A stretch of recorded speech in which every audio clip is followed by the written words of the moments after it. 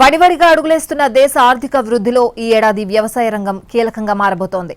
అనుకున్నట్టుగా సమృద్ధిగా వర్షాలు పడితే సుస్థిర ఆర్థిక వ్యవస్థ దిశగా అడుగులు పడతాయి. ఇది దేశానికి శుభసూచకమని ఐటీసీ వార్షిక నివేదిక తెలిపింది.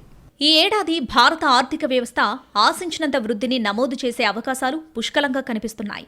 రుతుపవనాల రూపంలో కాలం కూడా కలిసి వస్తూ ఉండటంతో వ్యవసాయ రంగం దేశ ఆర్థిక పురోగతికి బాటలు వేయబోతుంది. వాస్తవానికి దేశ ఆర్థిక వ్యవస్థకు మొదట్నుంచి అన్నదాతే వెన్నెముకగా నిలుస్తున్నాడు. స్వాతంత్ర్యం వచ్చినప్పటి నుంచి దేశ జీడీపీకి తన వంతు సహకారం అందిస్తూనే ఉన్నాడు.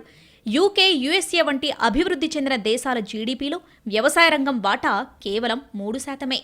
మన దేశ జనాభాలో సగానికి పైగా వ్యవసాయం, దాని అనుబంధ రంగాలపైనే ఆధారపడి ఉంది. అభివృద్ధి చెందిన దేశాలతో పోల్చి చూస్తే ఇండియా మొత్తం జనాభాలో 50% పైగా అగ్రికల్చర్ సెక్టార్లో ఉన్నారు. ప్రపంచంలో 2వ అత్యధిక జనాభా ఉన్న మన దేశానికి పట్టెడన్నం తిండి పెడుతున్నది ఎవరైనా ఉన్నారు అంటే అది ముమ్మాటికి రైతే. మొదట్నుంచి కేంద్ర రాష్ట్ర ప్రభుత్వాలకు వ్యవసాయ రంగమే అత్యంత ముఖ్యమైన ఆదాయ వనరు. 2023-24 ఐటీసీ వార్షిక నివేదిక ప్రకారం వ్యవసాయం, సాధారణ రుతుపవనాలు దేశ అభివృద్ధిలో కీలక పాత్ర పోషించబోతున్నాయి. ఈ క్రమంలోనే భారతదేశం ప్రపంచంలోనే అత్యంత వేగంగా అభివృద్ధి చెందుతున్న ప్రధాన ఆర్థిక వ్యవస్థగా అవతరించబోతుంది. దాంతోపాటు పెరుగుతున్న సంపద, వేగవంతమైన పట్టణీకరణ, డిజిటల్ కరెన్సీ వంటి అంశాలు ఆర్థిక వ్యవస్థ వృద్ధికి కీలకమైన అంశాలుగా మారబోతున్నాయి.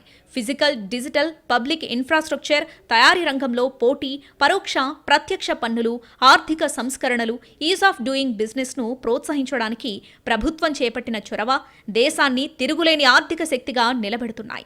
అంతేకాకుండా అంచెలంచెలుగా పెరిగిన మౌలిక సదుపాయాల రూపకల్పన, లోకల్ మ్యానుఫ్యాక్చరింగ్ వృద్ధి రేటుని గణనీయంగా పెంచుతుందని అంచనా వేస్తున్నారు. వ్యవసాయ సంబంధిత పథకాలపై దృష్టి కేంద్రీకరించడం వల్ల రైతుల సంక్షేమంతో పాటు గ్రామీణ వినియోగ డిమాండ్ని పెంచవచ్చని భావిస్తున్నారు. ఇది ఇన్వెస్ట్మెంట్, ఎంప్లాయ్మెంట్, కన్సంప్షన్ అనే సైకిల్ని బలోపేతం చేస్తుంది. వ్యవసాయ రంగంలో పోటీతత్వాన్ని బలోపేతం చేయడానికి, రైతుల ఆదాయాన్ని పెంచడానికి, ఏకకాలంలో మార్కెట్ అనుసంధానాలను డెవలప్ చేయడంతో పాటు అంతర్జాతీయ ప్రమాణాలకు అనుగుణంగా వ్యవసాయ ఉత్పాదకత విలువ పెంచడం వంటివి చర్యలు కీలకంగా మారబోతున్నాయి. ప్రస్తుతం భారత ఆర్థిక వ్యవస్థ పైకి చూస్తే ఒక రకమైన అనిశ్చితితో పోరాడుతుంది. అందుకే స్థిరమైన జీవనోపాధిని కల్పించడం ఇందులో ముఖ్యమైన స్టెప్. దానిపై దృష్టి కేంద్రీకరించాలంటే విధానపరమైన నిర్ణయాలు అవసరం.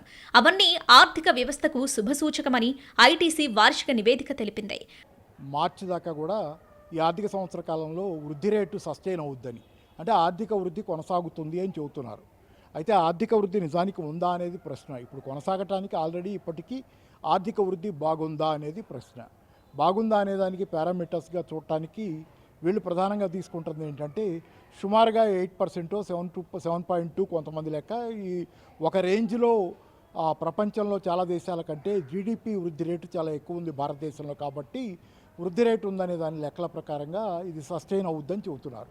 నిర్మాణాత్మక మార్పులతో భారతదేశం గత కొంతకాలంగా ఆర్థికంగా పుంజుకుంటుందని ఆర్బీఐ అంటుంది.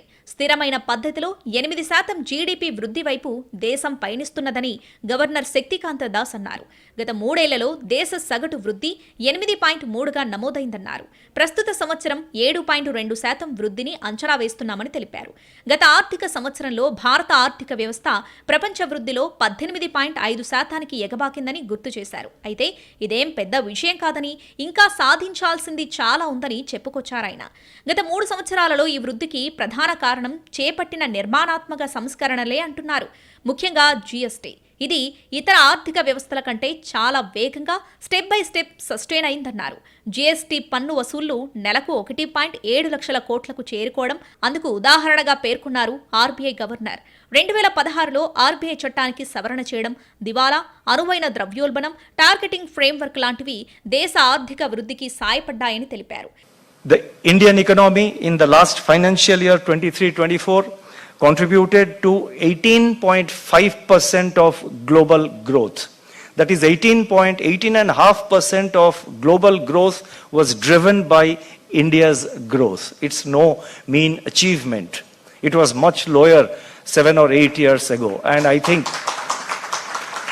the IMF projects this growth rate to go up. And you are aware that it's the fifth largest economy, poised to become the third largest economy, and all that is already in the public domain. నిజానికి భారతదేశ ఆర్థిక ప్రస్థానం ఒక్క రంగంతో ముడిపడి లేదు. అనేక సెక్టార్ల సమాహారంగా ముందుకు సాగుతోంది. 140 కోట్లకు జనాభా ఉన్న దేశం మనది. ప్రపంచంలో 5వ అతిపెద్ద ఆర్థిక వ్యవస్థగా అవతరించాం. 2047 నాటికి 3వ లార్జెస్ట్ ఎకానమీగా అవతరించాలన్నదే ఆకాంక్ష. ప్రస్తుత సంవత్సరానికి 7.2% దగ్గరున్న అవుట్లుక్తో అనుకున్న వృద్ధి ఎలా బాగుందని అనుకోవచ్చు. 4.7% ద్రవ్యోల్బణం నష్టాలతో ఉన్నాం. దాన్ని 4% తగ్గించడమే ప్రస్తుతం ఆర్బీఐ ముందున్న లక్ష్యం. అయితే అక్కడికి రీచ్ కావడానికి టైం పడుతుంది. సెంట్రల్ బ్యాంక్ డిజిటల్ కరెన్సీ దేశ భవిష్యత్తుగా భావిస్తుంది Reserve Bank of India. Digital currency యూపీఐకి పోటీగా ఉండదనేది ఆర్బీఐ చెబుతున్న మాట. ఈ రెండు లివింగ్ టుగెదర్ అంటే పరస్పరం పనిచేస్తాయని చెబుతోంది. ఈ క్రమంలో ఆర్బీఐ అట్ 100 అనే ఎజెండాను సెట్ చేసుకుంది. అందులో భాగంగా టెక్నాలజీ, ఇన్వెన్షన్ విషయంలో ముందంజలో ఉన్నామని శక్తికాంత దాస్ అంటున్నారు. 2047 నాటికి భారతదేశం వికసిత భారత్ లక్ష్యాన్ని చేరుకోవాలి. కేంద్రం ముందున్న ఫస్ట్ టార్గెట్ ఇదే. ఇప్పటికే డిజిటల్ మౌలిక సదుపాయాల పరంగా అభివృద్ధి చెందుతున్నాం. వాతావరణ మార్పు, టెక్నాలజీ లాంటి ముఖ్యమైన అంశాలపైనే ఫోకస్ చేయాల్సి ఉంది. ఆరోగ్యం, ఆదాయ అసమానత, పేదరికం నుంచి బయటపడాలంటే ఆర్థిక సంస్కరణల అవసరాన్ని ఆర్బీఐ పాయింట్అవుట్ చేస్తుంది. ఆర్థికంగా దేశం ఎన్ని ఒడిదుడుకులు ఎదుర్కొంటున్నప్పటికీ ఎంతో కొంత బలమైన స్థితిలో ఉందని చెప్పవచ్చు. ఈ ఏడాది సాధారణ వర్షపాతం నమోదవుతుందన్న అంచనాలతో ఆహార ద్రవ్యోల్బణం తగ్గుముఖం పడుతుందని భావిస్తున్నారు. ఈ ఆహార ద్రవ్యోల్బణం అనేది ఎంతో నిగూఢమైన అంశం. నిజానికి ఆహారాన్ని పండించే గ్రామీణ ప్రాంతాల్లో టౌన్ ఏరియాల్లో కంటే తక్కువ ద్రవ్యోల్బణం ఉంటుందని అందరూ భావిస్తారు. కానీ రైతు ఆదాయాలు దెబ్బతింటూ ఉండటంతో వారు లోకల్గా పంట అమ్ముకోవడానికే ప్రాధాన్యత ఇస్తున్నారు. ఇది గ్రామీణ ప్రాంతాల్లో సప్లై తక్కువై ఆయా ప్రాంతాల్లో ధరల తీవ్రతను ప్రభావితం చేస్తుంది. మేలో ఏడాది కనిష్ట స్థాయిలో 4.75%గా రిటైల్ ద్రవ్యోల్బణం నమోదైనప్పటికీ ఆర్బీఐ లక్ష్యం కన్నా 75 బేసిస్ పాయింట్లు అధికం. ఆహార ద్రవ్యోల్బణం మాత్రం తీవ్ర స్థాయిలో కొనసాగడం ఆందోళన కలిగించే అంశం. మేలో ద్రవ్యోల్బణం 8.69%గా నమోదైంది. ఏప్రిల్లో ఈ రేటు 8.70%గా ఉంది. ద్రవ్యోల్బణం తీవ్రత అటు సామాన్యులకు, ఇటు దేశ ఆర్థిక వృద్ధికి అడ్డంకిగా మారే అంశం. గ్రామీణ సంక్షోభం వెనుకున్నది ప్రధానంగా లాభాల సంక్షోభం. గ్రామీణ రైతాంగానికి ఈరోజు పంట బాగా పండించినా లాభాలు రావట్లా.